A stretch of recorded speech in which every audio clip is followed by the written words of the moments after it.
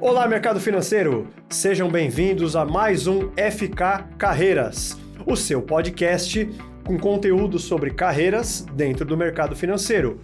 Hoje temos uma convidada e uma participação super especial. Ela é uma amiga, foi uma aluna nossa aqui, minha, não vou falar quanto tempo, senão eu denuncio a minha idade.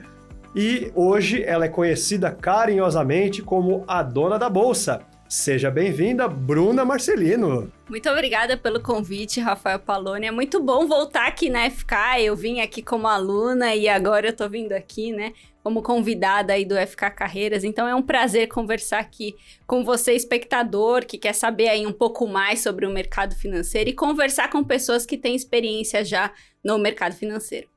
A Bruna, para quem não conhece, né, então ela tem lá um canal no Instagram chamado A Dona da Bolsa, onde ela discute temas aí sobre alocação de ativos e tal. E a Bruna é a estrategista-chefe da Necton Investimentos, né? Então, Bruna, explica um pouquinho para nós, assim, como é tua rotina, teu dia a dia, o que exatamente um estrategista-chefe faz como trabalho ali na Necton?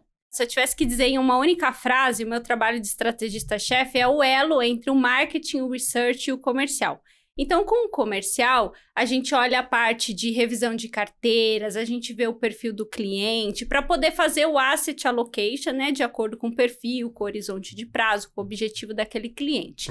No research, a gente tem lá o André Perfeito, que é o economista-chefe, ele faz todas as projeções e ele tem acertado bastante aí, tá sempre aí no ranking top 5 do Banco Central, então projeção de câmbio, de juros. Olha que câmbio é uma missão difícil, hein? É difícil. Olha que no final do ano passado ele já estava falando em câmbio em 5,20, todo mundo aí falando em 5,50, 5,60 e ó, o câmbio já furou aí os 5,20, já está aí em torno de 5,15. Inclusive, em dezembro, ele tem um programa chamado Economia em Ação e ele estava falando, olha, a bolsa está muito descontada e estava todo mundo pessimista, né? Em dezembro, todo mundo falando como o Ibovespa estava ali perto dos 100 mil pontos, todo mundo pessimista e ele falou, ó, gente, está muito descontado, tem muito papel aí que vale a pena comprar. E a gente até brinca com ele e fala, olha, André, os investidores estrangeiros assistiram o seu vídeo em dezembro e a bolsa... Trouxeram um caminhão de dinheiro. Exatamente, o fluxo só sobe dia após dia. Então, a gente tem lá na área de research o André Perfeito, que faz toda a parte de cenário macroeconômico, que faz as projeções dos principais indicadores. A gente tem uma equipe de analistas que olha bastante para a parte de trading, né? Olhando aí a parte de análise gráfica. Mas o grande core, assim, da análise fundamentalista vem do BTG Pactual. Então, a gente tem... A Necton faz parte do BTG Pactual. Então, a gente tem todo o arcabouço, né, da equipe de research do BTG Pactual.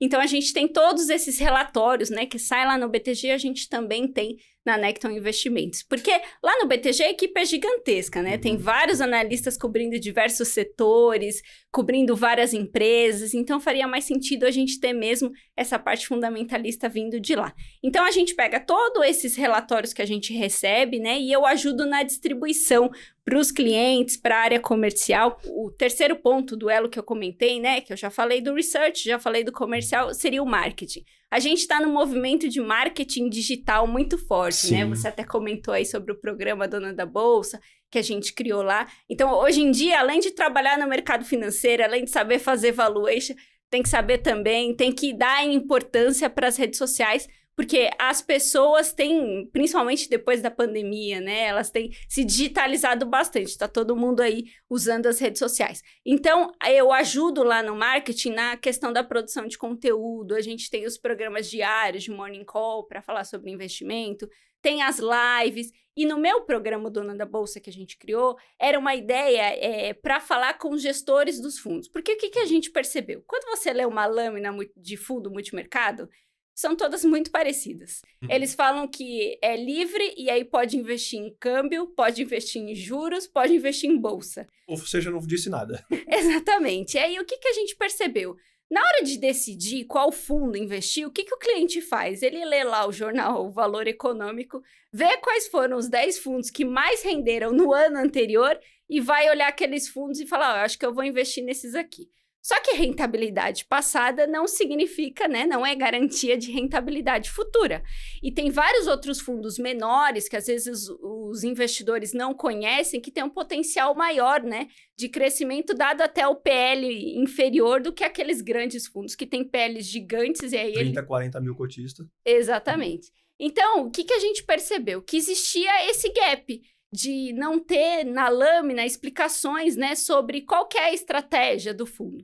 Então, a gente decidiu criar um programa e falar com os gestores dos fundos para entender o que passa na cabeça dele em relação a cenário, sobre o que ele está investindo, em quais fatores de risco, se ele gosta de commodity, se é de juros, se é juros curtos, se é juros longos, se ele investe lá fora, como é que ele faz o hedge da carteira. E aí a gente começou a fazer, viu que deu bastante resultado, né? Porque a gente ganha um discurso muito mais rico, né? Para falar sobre aqueles fundos. Então, eu vou até dar um exemplo. A gente entrevistou em dezembro o gestor do fundo Asa Hedge, a Asa Investment, é uma gestora do Albert Safra, e ele estava comentando para a gente sobre os juros americanos.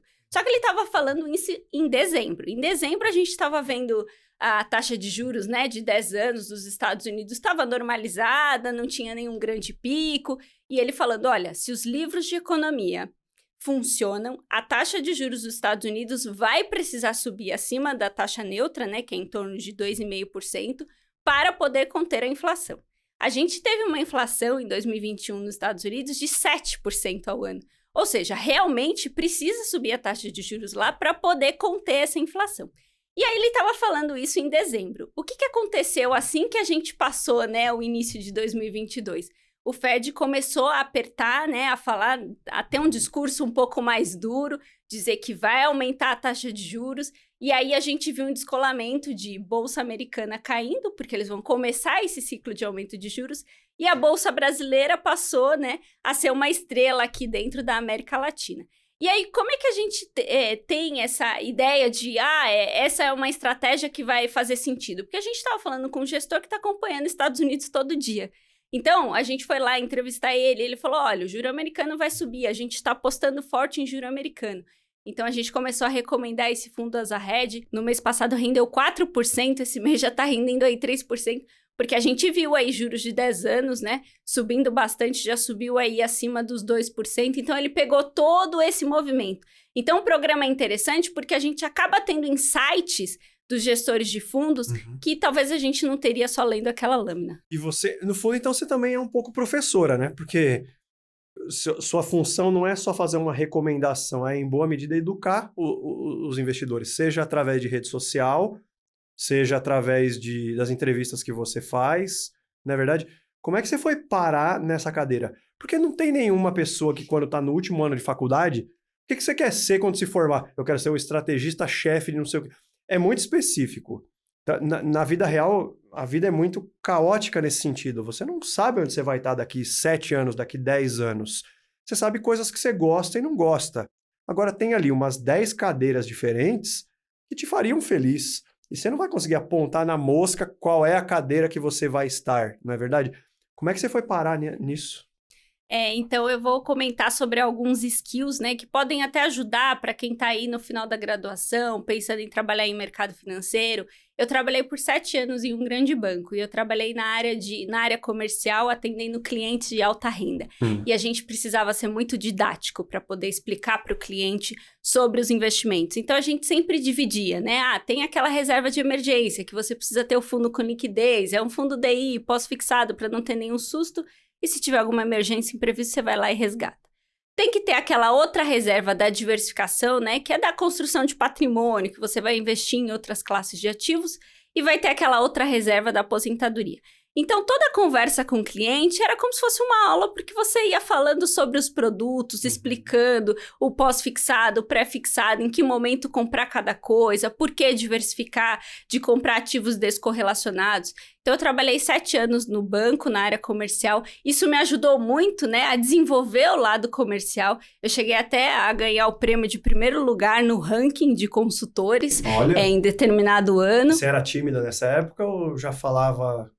Eu sempre fui muito mais analítica, né? Então, é aquela pessoa mais calada, só que é aquela pessoa que está analisando para poder falar. Então, eu gosto de conversar, gosto de falar em público, e aí é um pouco do skill de marketing, né? Eu sou uma pessoa bastante criativa. Então, isso me ajudou na cadeira de hoje a também ajudar a área de marketing. Por mais que a estrategista-chefe teria que ter um escopo mais de research, né? Eu acabei indo também um pouquinho para o lado do marketing, porque eu gosto dessa parte de gravar vídeo, de produzir conteúdo, e eu acabei ajudando eles nessa parte. Na parte analítica do research mesmo, o que me ajudou bastante é a questão da certificação, de estudar, de ser curiosa. Então, eu comecei no mercado financeiro pelo CPA 10. Então, eu fui lá, o degrau do CPA 10, passei. Fiz o CPA 20, passei. Fui para o CEA, depois fui para o CFP. Comecei a estudar para o CFA, passei lá no CFA nível 1. Fui estudar para o CFA nível 2, agora estou estudando para o CNPI. Então, eu acho que é um degrau que a gente tem que ir indo parte por parte. Passou, procura um objetivo mais difícil. Eu concordo. E sempre estudar, porque estudar abre a mente para a gente falar sobre inúmeros assuntos, e a certificação traz o conhecimento, o conceito teórico. Então, isso deixa a nossa bagagem muito melhor, isso ajuda muito na hora de conversar com o cliente. Tem uma coisa legal de certificação que é mais ou menos isso que você fez, é fazer os degrauzinhos. Talvez as pessoas não vão precisar fazer todas. Você fez, praticamente todas. Mas fazer por degraus é legal. Tem muita gente que vem aqui e fala, eu fiz uma baita faculdade, eu vou pro CFA. Eu falo, olha, pode ir, mas às vezes o CFA, né, de cada 1.000 pessoas que começam, 11 terminam. Então não é uma coisa assim que todo mundo vai passar, que todo mundo vai arrebentar. Se você não passa no CFA uma vez, 2, 3, você começa a falar, tem algum problema comigo. E eu já vi nesses anos aqui ensinando o CFA, eu já vi N casos. A pessoa fica um pouco deprê, a pessoa briga em casa, a pessoa tem problema com familiar, com esposa, marido e tal. Então, tem um efeito psicológico o negócio da certificação que a gente, às vezes, negligencia. Quando você vai nos degrauzinhos, apesar de levar um pouco mais de tempo, você vai comemorando essas vitórias e vai sentindo mais firmeza em você mesmo, né? Eu acho que precisa ter um pouco disso. E o outro lado que você falou que é legal é esse negócio de abrir a cabeça. Eu, por exemplo, quando eu fiz CFP, eu já tinha feito CFA e CGA antes. Aí eu olhei e falei, eu já fiz CFA, CFP eu vou tirar de letra, tal, não tem nada que eu aprender lá e tal. O que eu aprendi de coisa no CFP, porque é coisa que eu levei pra minha vida. Eu administrar o meu dinheiro melhor por ter o conhecimento do CFP. Então, realmente não se perde, agrega muito e se eu pudesse falar, eu diria, acho que todas as pessoas tinham que fazer CFP, todas. Porque duas coisas que eu defendo é conhecimento de finanças e defesa pessoal. Eu fiz jiu-jitsu um tempão também, não disputar campeonato, dar porrada nos outros. Defesa pessoal. Se alguém vem te pegar, por exemplo, você é mulher, tal, você consegue pelo menos afastar a pessoa e correr. Então, são duas coisas que todo ser humano tinha que fazer, na minha opinião. Educação financeira e defesa pessoal. É muito bom. E quando a gente fala do CFP, né, o CFP, além dele ensinar sobre toda a alocação de ativos, gestão de risco, portfólio, ele também ensina sobre planejamento sucessório, ele ensina sobre planejamento tributário. Então, eu invisto em previdência e eu também já falei para muitos clientes alocar recursos em previdência. Todo mundo fala, nossa, mas será que previdência é bom?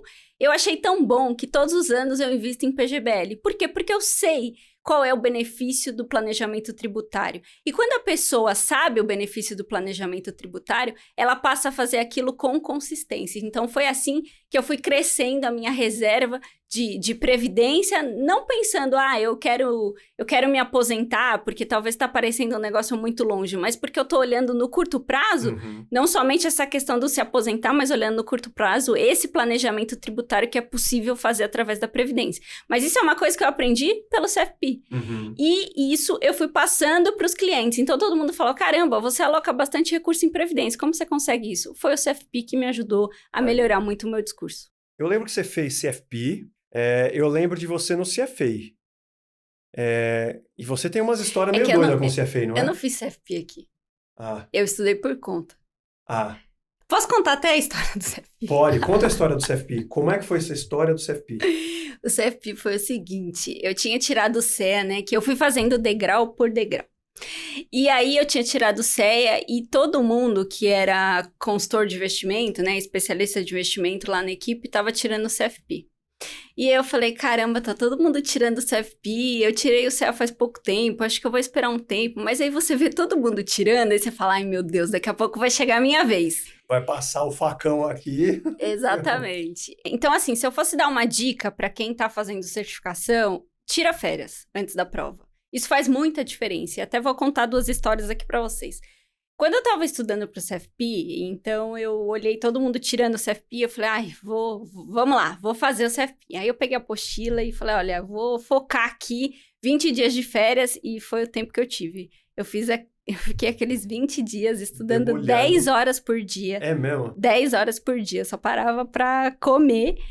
E não saí de casa nesse período, não assisti TV, eu fiquei alienada do mundo. Mano, como você conseguiu? 20 dias estudando, eu fiz a prova e eu passei na primeira. Espetacular.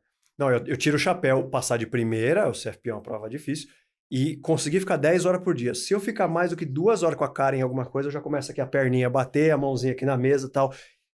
Nossa, tiro o chapéu, de verdade. Isso foi pra estudar pro CFP, né? E aí você começa, a cada certificação que você vai tirando, você ganha uma autoconfiança. Então você vai falando, eu vou fazer a mais difícil, mais difícil. E aí, depois que eu tirei o CFP, eu fiquei pensando, e agora? Eu vou na FK fazer o curso do CGA? Falei, não, quer saber? Eu vou logo pro CFA. Meteu o louco. Exatamente. Aí vim aqui para estudar para fazer o CFA. E assim, disciplina eu tenho, porque eu tava estudando 4 horas lá por dia, todos os dias. E eu comprei o QuiBank, né, que eu acho que também é outro, para quem vai estudar pro CFA, é outro material imprescindível para fazer os exercícios. Então aquilo eu ganhei muita agilidade. E de novo, eu tirei férias antes da prova e ficava lá estudando o dia inteiro, até de noite, final de semana. Impressionante. Minha família nem me via. Eu falava, meu Deus, não aguento mais. Eu espero que você faça essa prova logo e passe. E foi o que aconteceu. Eu acabei a prova do CFA nível 1, a que eu terminei 1h30 antes, porque os exercícios do QuiBank eram mais difíceis do que a própria prova. E aí eu tava até surpresa, porque eu tava bem preparada por conta dos exercícios. E essa é outra dica, fazer muito exercício. E uma outra coisa que eu fiz eu pintei as portas da minha casa de preto, aquela tinta, sabe? Isso aí nós vamos ter que mostrar. De quadro produção, negro. Depois sobe essa foto, porque não é possível. Eu pintei as portas da minha casa de preto com aquela tinta de lousa. E aí eu escrevia as fórmulas na porta e eu estudava dessa forma. Então, todos os dias tinha coisas escritas lá na porta. E então eu tava escovando o dente e olhando ali pra fórmula. Exatamente. Ia dormir, deixava a porta aberta pra ficar olhando mais um pouquinho. E aí teve até um período que eu já tinha escrito em todas as portas, né? E eu não queria apagar, porque era parte de US GAAP, FRS, tinha todos os detalhes das diferenças. E eu falei, caramba, eu não quero apagar, e agora eu tenho que estudar um outro material. E aí eu fui pra varanda. No vidro? Peguei os vidros lá da varanda, aquela caneta de quadro branco, e aí comecei a escrever no vidro da varanda. Parece aquele filme do John Nash, sabe qual que é? Ele escrevendo um monte de coisa, caso de doido. Nossa! E aí, assim, eu entrevistei a Elo, do fundo Stoxus, e uma das coisas que ela falou, ela tem CFA, e eu até perguntei pra ela qual que é a diferença, né, que traz o CFA pra carreira. E ela comentou que CFA não prova que você é o mais inteligente, mas prova que você é esforçado, que você é dedicado. Porque ninguém tira o CFA, quero tirar o CFA, daqui uma semana vou lá, faço a prova e vou tirar o CFA. Não, você precisa de dedicação, é muito conteúdo.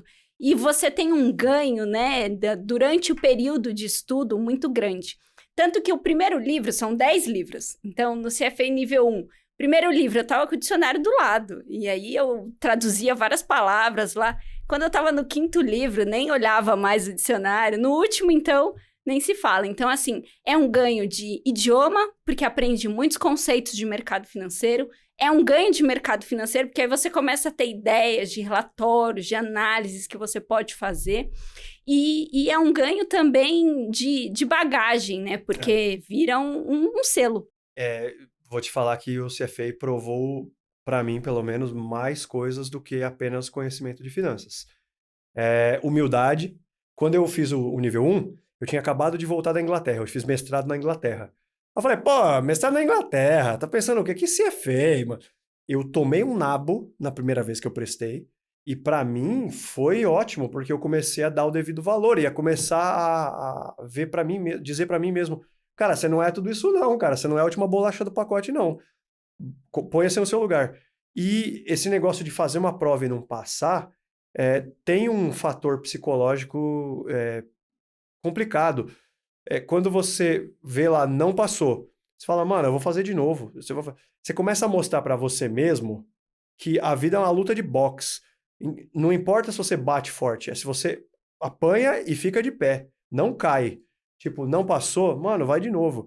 E aí você começa a perceber que não dá para perder se você nunca desiste. Não tem derrota. Eu não vou desistir nunca. Então não adianta aparecer lá, não passou. Mano, eu vou até o fim, até derrubar isso. E realmente isso mostra uma coisa que depois que você termina, que você respira fundo, pô, vírgula, se é feio lá, você fala, nossa, acumulei mais do que conhecimento em finanças. É verdade.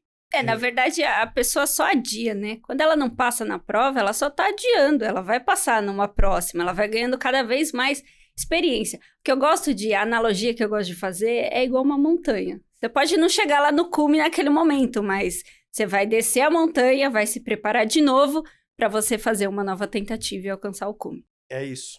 E nem todo mundo tem esse mindset, né? Essa capacidade, essa vontade e tal. Tem que usar como combustível. Pois é. Não, e, pô, em breve colocaremos suas 3 letrinhas lá também, não tenho dúvida disso. E vem cá, me fala uma coisa. Se você tivesse que voltar hoje, conversar com a Bruna de 20 anos de idade, que acabou de sair da faculdade e tal, que você falaria pra ela assim? Pô, faça isso, evite aquilo. Qual foram os erros e acertos aí que te deram algumas rugas, alguns cabelos brancos, mas que, pô, você falaria pra uma pessoa que tá acabando de entrar nessa loucura chamada mercado financeiro? Eu falaria para fazer certificação. É mesmo? Certificação é um selo muito importante. Porque na hora que você faz a certificação, isso está mostrando que pelo menos aquele conteúdo você conhece. Senão você não teria passado ali naquela prova, né? No CFP, no CFA. Então, acho que fazer certificação é uma coisa bastante importante. Eu acabei, e assim, um outro ponto que eu colocaria, eu fiz certificação e eu paguei por essas certificações. Eu não fiquei esperando a empresa virar para mim e dizer, olha, faz essa certificação aqui, faz essa outra aqui. Então, eu fazia, passei, vou pensar agora na próxima. Eu mesma investia. Em algumas empresas que eu trabalhei, eles faziam um reembolso, depois você passava na prova, eles iam e reembolsavam. Mas eu acho que a gente precisa ser protagonista da carreira. Uhum. Então, isso foi um dos acertos que eu tive ao longo da minha carreira. Eu acho que uma coisa que, se eu olhasse para trás e que eu poderia ter feito melhor, é network. Eu acho que network é uma coisa muito importante e muitas vezes as pessoas deixam para fazer network somente quando elas precisam. Uhum. E aí não é o momento de fazer, você tem que fazer ao longo da sua carreira, né? Você conhece diversas pessoas o tempo todo, no trabalho, numa viagem, onde você vai, e então tem oportunidades de network em todos os lugares. E eu acho que uma coisa que é muito importante hoje em dia é a questão das redes sociais. Muitas vezes, né, quando eu estava lá na faculdade, há mais de 10 anos atrás, o LinkedIn, nem sei se existia. E se existia, o pessoal olhava mais como um banco de currículo. A hora que eu precisar de um emprego, eu vou entrar lá no LinkedIn e vou atualizar meu currículo. Hoje, o LinkedIn, ele é um acesso para você falar com pessoas muito importantes no mercado corporativo. Você pode mandar uma mensagem para o diretor de uma empresa que você quer trabalhar. Se ele vai responder ou não, eu não sei. Mas você tem essa possibilidade através do LinkedIn. Não vou pensar tão longe, né? Não quero falar lá com o diretor. Às vezes você pode olhar no seu círculo de amigos alguém que conhece alguém que vai chegar naquela pessoa que você quer conversar. Então, acho que uma dica importante que eu deixaria as redes sociais são importantes e o LinkedIn é uma ótima ferramenta para fazer network.